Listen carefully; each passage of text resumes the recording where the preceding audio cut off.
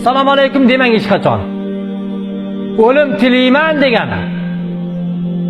Bu mashhur hadis bor shu gapimga, hozir gapimga mashhur bir hadis bor. Xudo xolasa o'rni kelganda gaplashib o'tgan bo'lamiz. Oysha onamiz vajohat bilan gapirganlar mushriklarga. Shu bir voqea bor bu to'g'ri, salom to'g'risida. Mushriklar payg'ambar alayhisolamga salom alaykum degan. Ehtiyot bo'ling salom berishda, biling salom berishda qanday berishda. Bolalarimizga o'rgating salom berishlikda. Payg'ambar alayhisolatu vasallam hech kim oldin salom berilmagan ekan.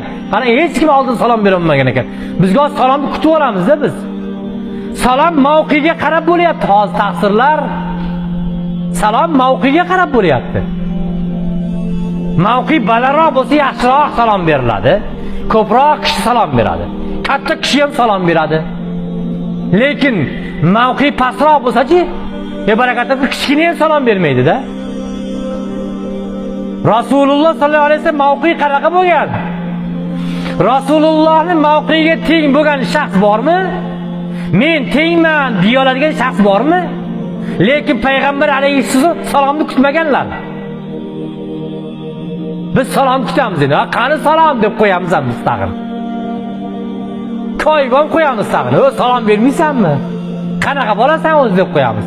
O'zingiz salom bering. Payg'ambar alayhissalomga hech kim salom bera olmaganlar. Oldin ulgura olmaganlar. Rasululloh sollallohu alayhi vasallam salom berib qo'yganlar.